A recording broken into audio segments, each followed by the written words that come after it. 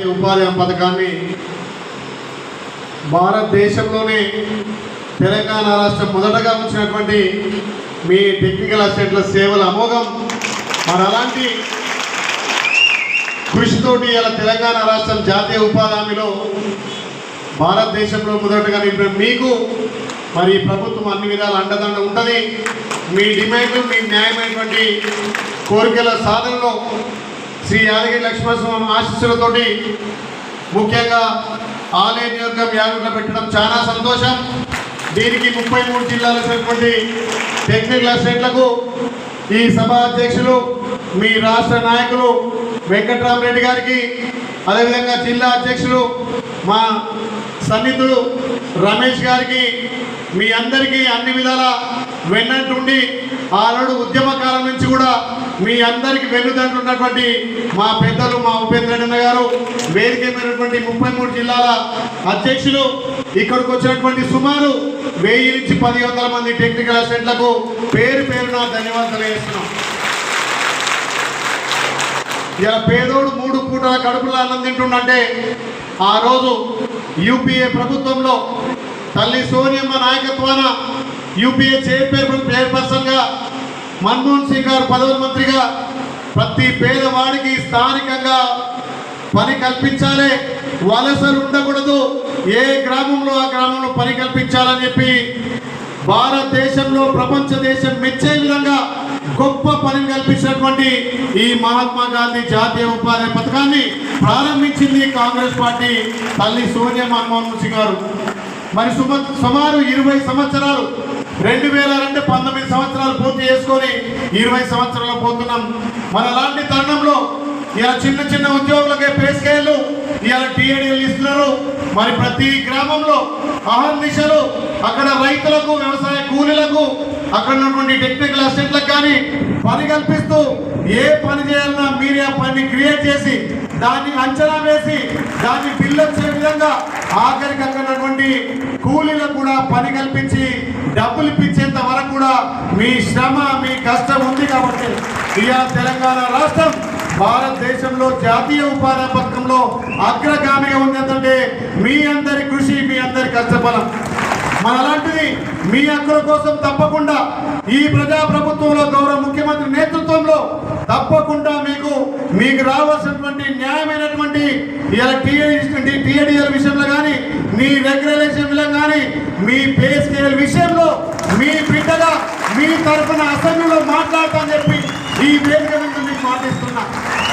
ముఖ్యంగా ప్రజాపాలనలో గౌరవ ముఖ్యమంత్రి నేతృత్వంలో ఇచ్చినటువంటి హామీలతో పాటు ఏదైతే ఎలక్షన్ మేనిఫెస్టోలో పెట్టినటువంటి ప్రతి హామీని, ప్రతి పథకాన్ని ఇంప్లిమెంట్ చేసుకుంటూ తప్పకుండా మిమ్మల్ని రెగ్యులేట్ చేసే విధంగా మన పెద్దక్క సీతక్క గారి నేతృత్వంలో అతి త్వరలో మీ జిల్లా నాయకులు, రాష్ట్ర నాయకులతోటి అక్కతోటి సమావేశం ఏర్పాటు చేసి అసెంబ్లీ సమావేశాల ముందే మీకు రావాల్సినటువంటి న్యాయమైన డిమాండ్ల పట్ల నేను కొట్లాడతానని చెప్పి మీకు మాటిస్తున్నా. ఇలా సుమారు 20 సంవత్సరాలు నిజంగా నేను ఇంటికి వచ్చినాక మా ఉపేంద్రుడు అనుకున్నా, అన్న ఎంతుంటుంది ఒక్కొక్కరి కంటే 70 నుంచి 80 వేలు ఉంది అనుకున్నా. సీనియర్ అయితే 30,000, 35,000, జూనియర్ అయితే 20,000 అంటే ఈ రోజులో పెరిగినటువంటి ధరలకు కానీ, ఈ రోజు ఉన్నటువంటి నిత్యావసర వస్తువులకు కానీ మీకు ఇచ్చే డీజిల్ ఖర్చు 30 నెలకు 30 అయితే 10 రోజులు కూడా రావాలి నాకు తెలుసు. మరి వాటి మీద కూడా నేను పోరాడతా. ఏదైతే భారతదేశంలో ఇంత పెద్ద పథకాలు పెట్టినటువంటి కాంగ్రెస్ పార్టీకి మంచి పేరు వస్తుంది. గ్రామాలలో రైతన్నలు కానీ, వ్యవసాయ కూలీలు వలసలు పోకుండా ఏ గ్రామంలో పని కలుగుతుంటే ఇవాళ కేంద్రంలో ఉన్నటువంటి బీజేపీ పార్టీ దీనికి బడ్జెట్ తగ్గించి పని దినాలు కూడా తగ్గియాలని చెప్పి ఆలోచన చేస్తుంది. చరిత్రలో ఇట్లాంటి పథకాన్ని బీజేపీ పెట్టలేదు, తేలేదు, పేదోడి కడుపు నింపలేదు. ఇలా బీజేపీ కార్పొరేట్ సంస్థలకు అనిల్ అంబానీ, అదానీ, అమిత్ షాలకు ఊడిగం చేస్తున్నారు. 1000 కోట్లు బ్యాంకులకు దాదాతత్వం చేసి ఎగ్గొట్టడంలో మొదలున్నారు. కానీ ఇలా జాతీయ ఉపాధి పథకం గ్రామాలలో పేదోడు 3 పూటలా తినే విధంగా గ్రామం నుంచి వలసలు లేకుండా ఏ గ్రామంలో ఆ గ్రామంలో జాతీయ ఉపాధి పథకం ఇలా రైతులకు ఎన్నో విధంగా మేలు కల్పించే విధంగా ఎల్లాక రాష్ట్ర అధ్యక్షుడు చెప్తున్నాడు 200 పైచిలకు పనులను చేయిస్తున్నాం. ఇలా అందులో భాగంగా అక్కడ 100 రూపాయల పని అయితే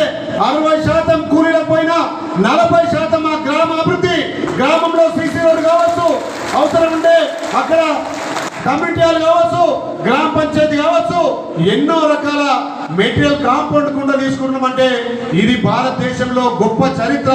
మరి ఇలాంటిది ఇంత వేగవంతంగా ఇంతమంది కూలీలకు ఉపాధి కల్పించుకుంటూ మరి ముందుకు పోతున్నటువంటి మనకెందుకు రెగ్యులర్స్ కావద్దు, మనకెందుకు అందరి మీద డిఏడి కావద్దు. నిజంగా రిటైర్డ్ అయ్యే వాళ్ళకు కూడా ఒట్టి చేతులు పోతున్నంటే చాలా బాధాకరం. దానికి కూడా తప్పకుండా గౌరవ ముఖ్యమంత్రి ఆలోచన చేసి తప్పకుండా మీ రెగ్యులేషన్ విషయంలో కానీ, మీ డిఏడి విషయంలో కానీ ఎప్పుడైతే మీరు రిటైర్డ్ అయ్యేటప్పుడు మీకు కొంత బెనిఫిట్ వచ్చే విధంగా తప్పకుండా చర్యలు తీసుకుంటామని తెలియజేస్తూ ఈ బీజేపీ ప్రభుత్వం మన మీద ఉక్కు పాదం మోసి ఉన్నత వర్గాలకే కొమ్ము కాస్తున్నాయి. కాబట్టి ఇలాంటి కింది స్థాయి ఉద్యోగులు కానీ, కింది స్థాయి గ్రామీణాల్లో ఇలా పని దొరికేదాన్ని వాళ్ళు తొక్కి పెడుతున్నది మీరందరూ ఆలోచన చేయాలి.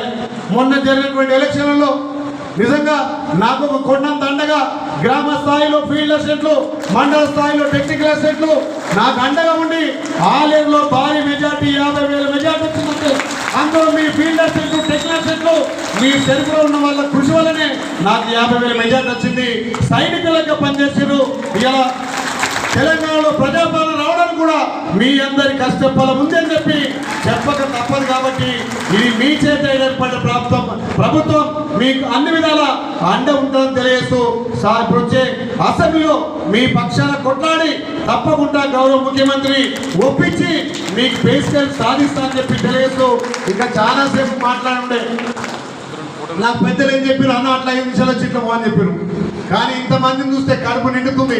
33 జిల్లాల నుంచి సుమారు 18,200 మంది ఆ స్వామివారి ఆశీస్సుల కోసం మాన ప్రాంతమైనటువంటి ఆలయంలో పెట్టడం, అది యారుటలో స్వామివారిలో పెట్టడం చాలా అదృష్టం. ఎల్లాక పెద్దలు చెప్పినట్టుగా ఇక్కడ పెట్టిన ప్రతి మీటింగు సక్సెస్ అయింది తప్ప ఎక్కడ కూడా వెనకపోలే. మీ పక్షాన కొట్లాడి మీ పే స్కేల్ సాధిస్తా అని చెప్పి మీకు మాటిస్తూ ఈ యాలుట నమ్ముకొని లక్ష్మణస్వామి ఆశీస్సుల కోసం వచ్చిన 33 జిల్లాల టెక్నికల్ అసిస్టెంట్లకు మీ స్టాఫ్ అందరికీ పేరు పేరున ధన్యవాదాలు. ఆ స్వామివారి ఆశీస్సులు మీకు మీ కుటుంబాలకు ఉంటాయని తెలియజేస్తూ మరొకసారి మీ అందరికీ పేరు పేరున ధన్యవాదాలు. Thank you.